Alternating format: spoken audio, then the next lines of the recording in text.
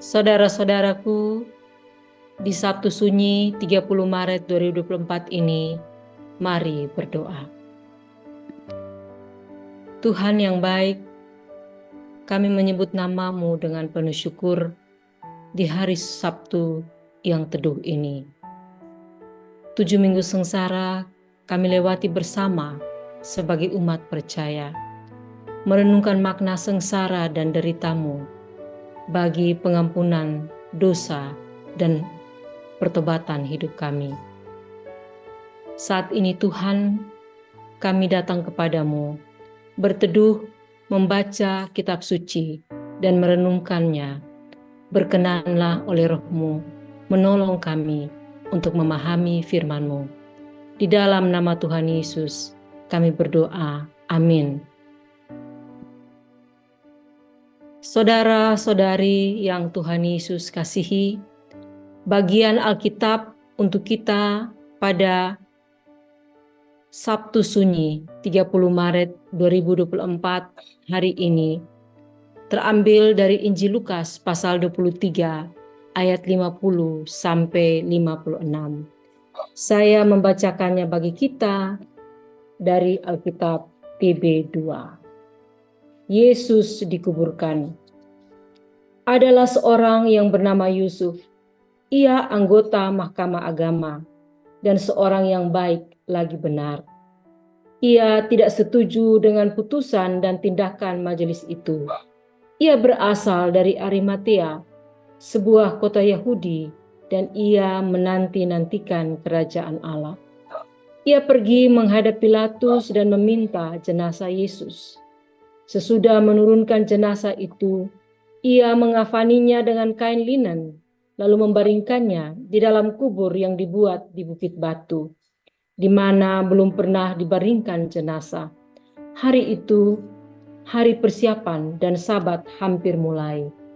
Perempuan-perempuan yang datang bersama Yesus dari Galilea ikut serta, dan mereka melihat kubur itu dan bagaimana jenazahnya dibaringkan. Setelah pulang, mereka menyediakan rempah-rempah dan minyak wangi. Dan pada hari Sabat, mereka beristirahat menurut hukum Taurat. Demikianlah pembacaan Alkitab untuk kita. Terpujilah Tuhan.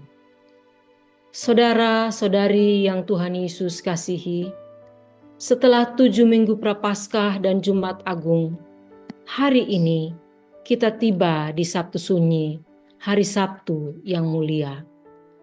Injil-Injil bercerita hanya sedikit tentang hari di antara Jumat Agung dan hari Raya Paskah, hari Minggu Kebangkitan Kristus. Keempat Injil memang menyaksikan kepada kita bahwa Yusuf Arimatea telah pergi berjumpa Pilatus pada Jumat petang untuk menurunkan jenazah Yesus yang tergantung di salib untuk dimakamkan di pekuburan miliknya. Dan bahwa Pilatus telah mengizinkan Yusuf dari Arimatea itu untuk melakukan hal itu kepada jenazah Yesus. Injil-Injil juga bersaksi bahwa para perempuan yang selalu bersama Yesus berada di kubur itu melihat bagaimana jenazahnya dimakamkan. Mereka tetap ada sejak dia ditangkap, disiksa, bahkan mati di kayu salib. Namun apa yang terjadi sepanjang hari Sabat ketika jenazah Yesus diletakkan di kubur itu sama sekali tidak disampaikan oleh para penginjil kepada kita. Itu mungkin pula sebabnya bagi sebagian besar dari kita, hari Sabtu Sunyi itu telah menjadi hari Sabtu biasa. Kita mungkin merenungkan Jumat Agung dengan khusyuk dan mempersiapkan dengan meriah hari Paskah. Tetapi hampir tidak ada yang istimewa bagi kita di hari Sabtu Sunyi itu. Bahkan mungkin kita pergi berlibur dengan keluarga, bersenang dan bersiap untuk perayaan Paskah. Kebanyakan kita berpikir, bagaimanapun juga, Yesus tahu dia akan dibangkitkan, dan kita semua tahu apa yang akan terjadi. Jadi mengapa tidak melanjutkan kegembiraan? Namun saudara-saudaraku, Alkitab menceritakan kisah yang berbeda. Tuhan Allah Bapa tidak mengangkat Yesus langsung dari salib. Ada hari di antaranya, ada jeda, suatu hari antara, sebuah pengatur jarak. Inti dari ringkasan Injil yang paling awal adalah tentang keheningan Sabtu Sunyi. Rasul Paulus menulis kepada jemaat di Korintus demikian. Sebab yang sangat penting telah kusampaikan kepadamu, yaitu apa yang telah kuterima sendiri, ialah bahwa Kristus telah mati karena dosa-dosa kita, sesuai dengan kitab suci, bahwa ia telah dikuburkan, dan bahwa ia telah dibangkitkan pada hari yang ketiga, sesuai dengan kitab suci. Pertama Korintus 15 ayat 3 dan 4. Hal yang sangat penting, demikian Rasul Paulus, bahwa Kristus telah mati, dia dikuburkan, memang kemudian dia dibangkitkan, namun kebangkitan itu baru terjadi pada hari ketiga. Itu sebabnya tidak seorang pun boleh mengabaikan realitas Sabtu Sunyi dalam hidup. Sabtu Sunyi adalah waktu di antara waktu tersebut. Tragedi penyaliban sudah lewat, namun kemuliaan kebangkitan belum tiba. Kita tidak berada di sini atau di sana. Kita berada di tengah. Apa yang sudah kini tidak ada lagi, dan apa yang akan terjadi masih belum jelas dan diketahui pasti. Rasanya seperti tidak ada tempat untuk pergi dan tidak ada yang bisa dilakukan. Saudara-saudariku, cara yang dapat kita andalkan untuk menyadari pentingnya Sabtu Sunyi adalah memperhatikan dua hal. Pertama, tentang apa yang dikatakan Tuhan Yesus sendiri mengenai kematiannya. Dan kedua, tentang sudut pandang para murid Simon Petrus, Maria Magdalena, dan murid-murid yang lain. Pertama, tentang apa yang Tuhan Yesus katakan kepada murid-muridnya tentang kematiannya. Sebelum dia ditangkap, mati, dan dikuburkan, Yesus berkata kepada mereka, "Sebab seperti Yunus tinggal di dalam perut ikan 3 hari 3 malam, demikian juga Anak Manusia akan tinggal di dalam rahim bumi 3 hari 3 malam." Matius 12 ayat 40. Kalau kita perhatikan kitab Yunus yang disebutkan Yesus, khususnya terkait kematian, kita dapat lihat dalam pasal 2 ayat 2 dan 6 kitab Yunus. Dari tengah-tengah dunia orang mati, kau dengarkan suaraku. Aku tenggelam ke dasar bumi, pintunya terpalang di belakangku untuk selama-lamanya. Kata dalam bahasa Ibrani untuk dunia orang mati dalam kitab Yunus ini adalah Sheol. Dari dalam perut Sheol aku berteriak. Kata Sheol diterjemahkan sebagai Hades dalam bahasa Yunani, yaitu suatu keadaan bayangan tanpa tubuh, keberadaan bayangan tanpa tubuh. Sheol atau Hades berbeda dengan neraka yang merupakan lautan api yang digambarkan dalam Wahyu 20 ayat 10, juga Wahyu 14 sampai 15. Alkitab menggambarkan Sheol atau Hades sebagai bagian bawah laut yang paling dalam, Yunus 2 ayat 3, atau di dalam perut bumi, Ulangan 32 ayat 22, sehingga juga digambarkan sebagai jurang maut, Roma 10 ayat 17, atau bahkan lubang kubur, Mazmur 30 ayat 3.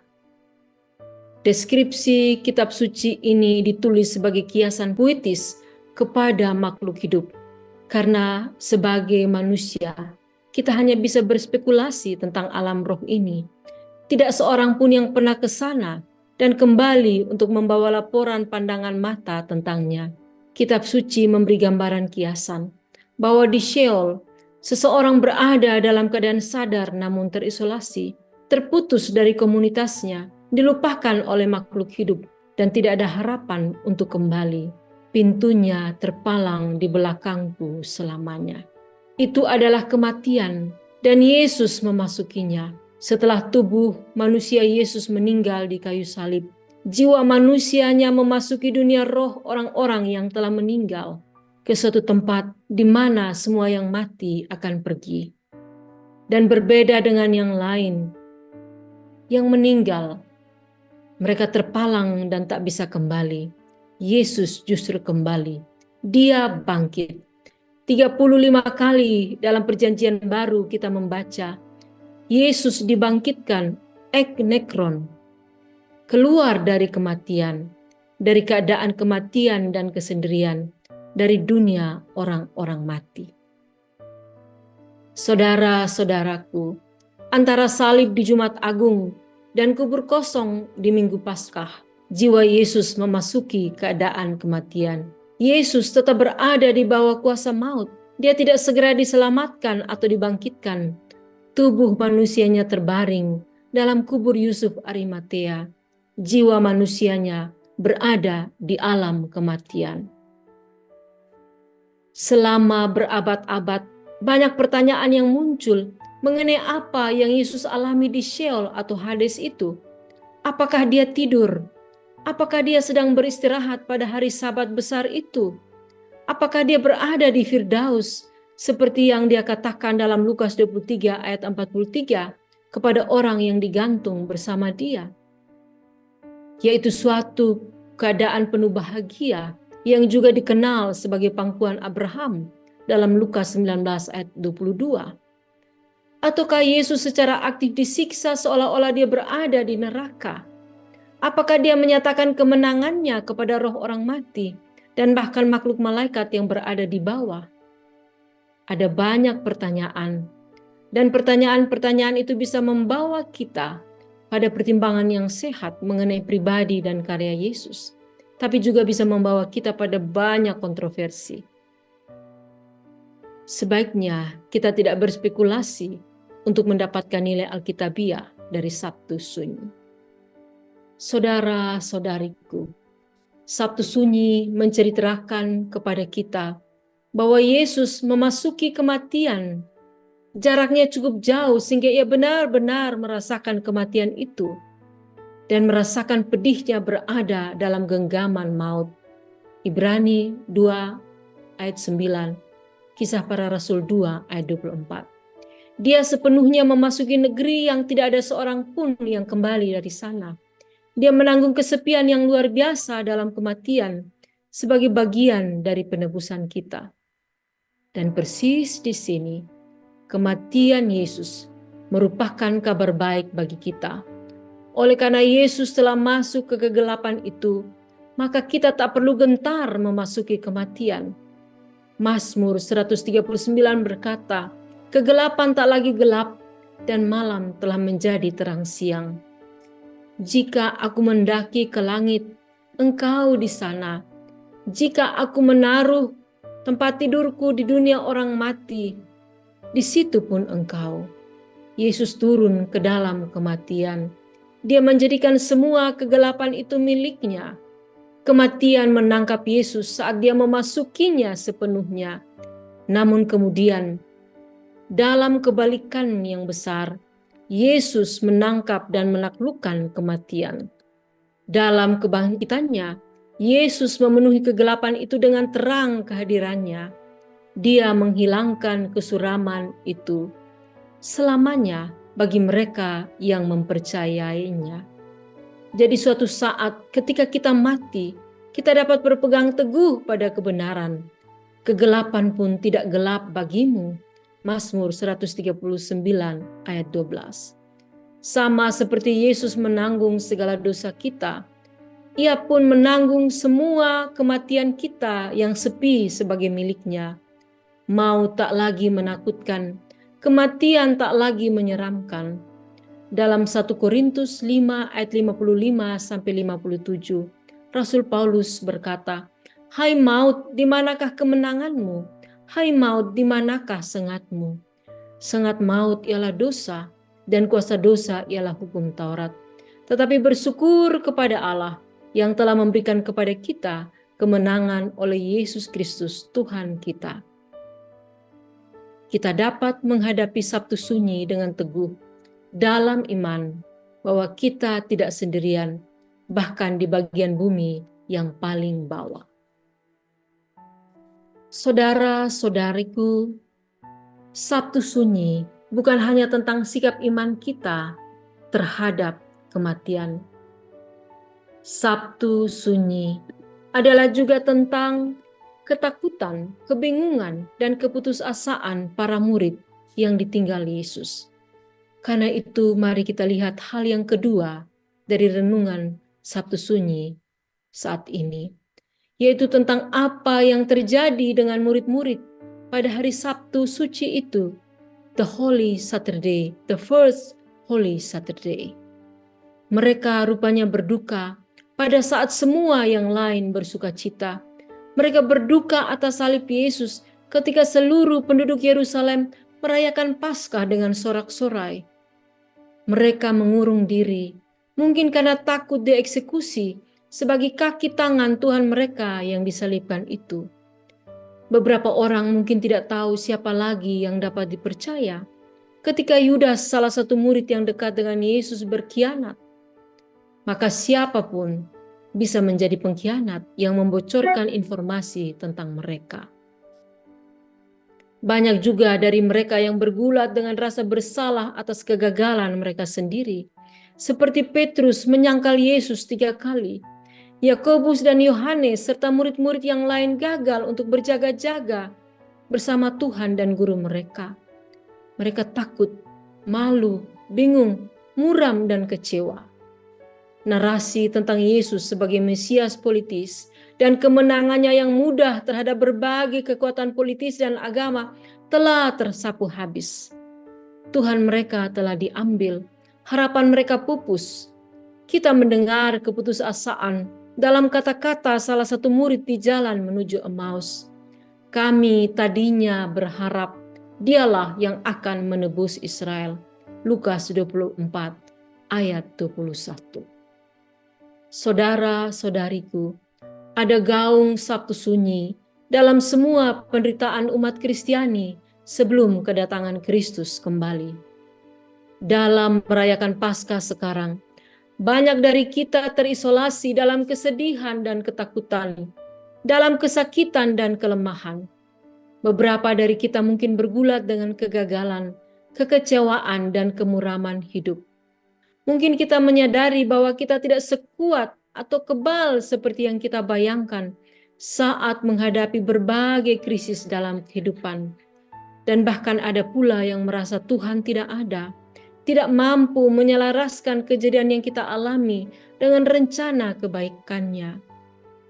Tentu saja, kita sekarang tahu bahwa apa yang murid-murid lihat bukanlah gambaran yang utuh, seperti yang Yesus katakan kepada mereka dalam Lukas 24 ayat 44.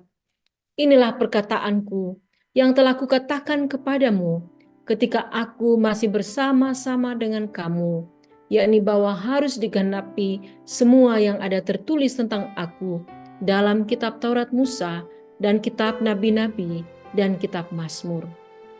Gambaran lengkapnya ada di sana, meskipun para murid belum melihatnya. Pekerjaan Tuhan telah selesai, tetapi mereka belum memahaminya. Sabtu Sunyi adalah hari yang sulit. Sabtu Sunyi datang kepada kita dalam berbagai cara, namun tampaknya selalu melibatkan kematian. Kematian Yesus, kematian orang yang kita cintai, kematian suatu hubungan, kematian harapan dan impian. Dalam kalender gereja, Sabtu Sunyi hanyalah satu hari sekali dalam setahun. Tidak demikian halnya dalam hidup. Kita yang pernah mengalami kematian orang yang kita cintai tahu bahwa kita tidak berpindah dari Jumat Agung ke Minggu Paskah hanya dalam satu hari. Sabtu Sunyi bisa berlangsung berbulan-bulan, bertahun-tahun, bahkan seumur hidup. Sabtu Sunyi memanggil kita untuk tidak hilang harap. Kita mungkin tidak dapat memahami apa yang terjadi sekarang di sekitar kita. Namun sejak Sabtu Sunyi, kita tahu bahwa ketidakmampuan kita untuk melihat karya Tuhan dalam hidup kita tidak berarti bahwa rencana Tuhan telah gagal. Apa yang bagi para murid tampak seperti kegagalan besar, hanyalah sebuah penantian yang bersifat sementara. Seperti yang Paulus katakan, penderitaan kita saat ini tidak sebanding dengan kemuliaan yang akan dinyatakan kepada kita.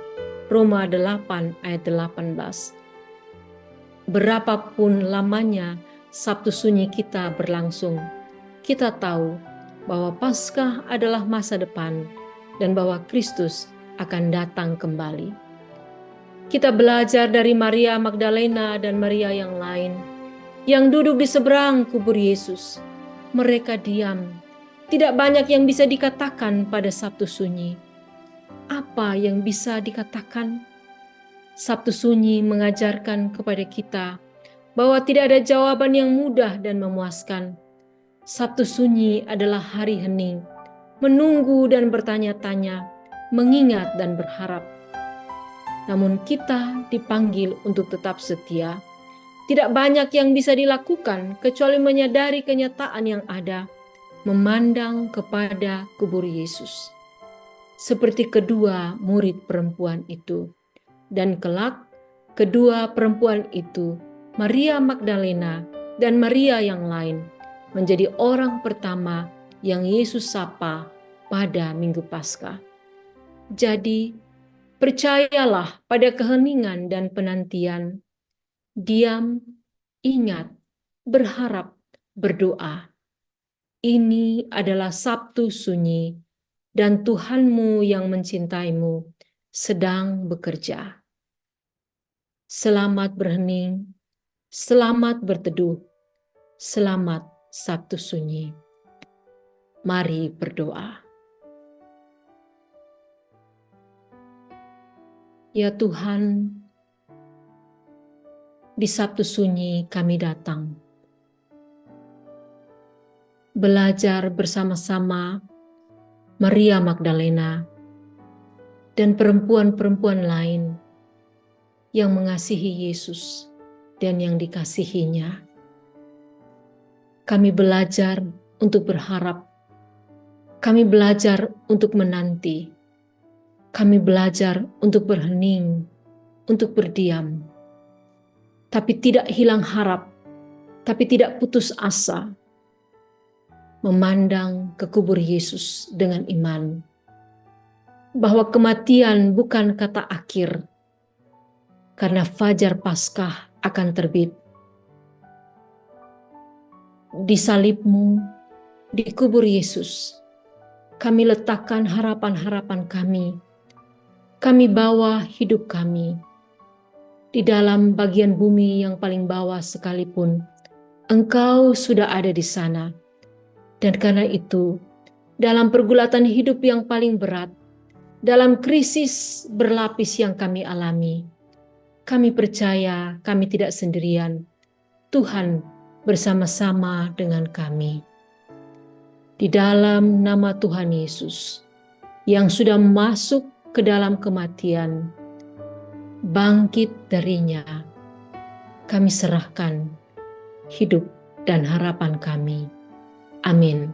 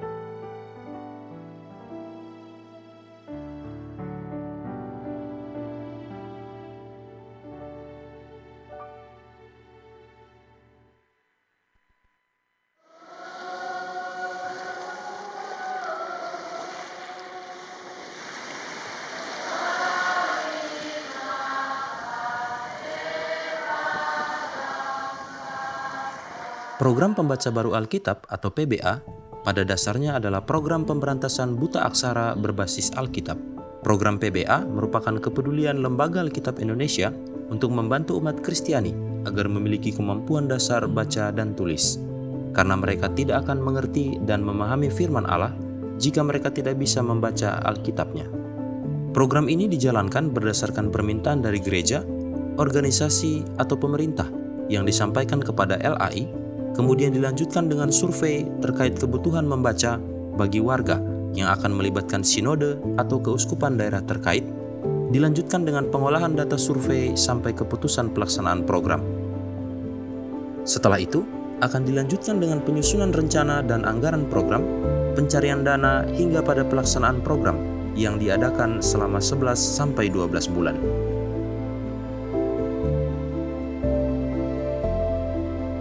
Pada tahun ini, program pembaca baru Alkitab akan dilaksanakan di Pulau Siberut. Pulau Siberut adalah pulau terbesar dan paling utara di Kabupaten Kepulauan Mentawai, Provinsi Sumatera Barat. Program pembaca baru Alkitab di Siberut meliputi 3 kecamatan, yaitu Siberut Selatan, Siberut Tengah, dan Siberut Barat Daya.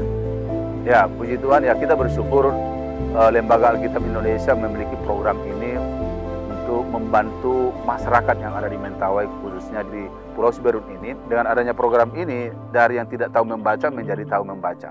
Dengan tahunya dia membaca, maka Alkitab yang dia miliki itu sebagai pegangan hidupnya, dia bisa membaca dan akan menjadi pertumbuhan iman di dalam hidupnya.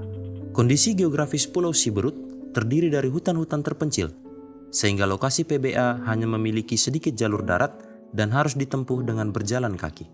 Sebagian besar dapat ditempuh dengan perjalanan laut dan sungai, sehingga untuk transportasi antar desa dan kecamatan harus membuat jalan memutar melalui laut atau menyusuri sungai dengan perahu kecil atau pompong. Tantangan lainnya adalah cuaca lautan yang tidak mudah diprediksi karena sering berubah. Justru itu membaca kitab suci, jadi langsung punya dampak yang baik. Tidak hanya membaca sesuatu yang lahiriah, duniawi, tapi yang bacaan rohani kitab suci. Karena kata Santo Hieronymus kan, yang tidak kenal kitab suci, tidak kenal Yesus. Jadi memperkenalkan kitab suci itu salah satu langkah untuk menjelaskan, menghayati siapa itu Yesus. Program pembaca baru Alkitab di Siberut akan diikuti oleh 1.500 warga belajar dengan biaya sebesar Rp1.280.000 per warga belajar, sehingga total biaya yang dibutuhkan sebesar Rp1.920.000.000. Bukan hanya mengetahui isi Alkitab, tetapi yang lain justru mereka mengetahui ilmu pendidikan di luar teologi. Artinya dengan bisa membaca, dia bisa membaca buku di luar Alkitab, itu akan membantu mereka memahami, mengetahui apa perkembangan yang ada di dunia ini. Mari menjadi berkat untuk menolong mereka agar mampu membaca dan mengerti tentang firman Tuhan melalui program pembaca baru Alkitab.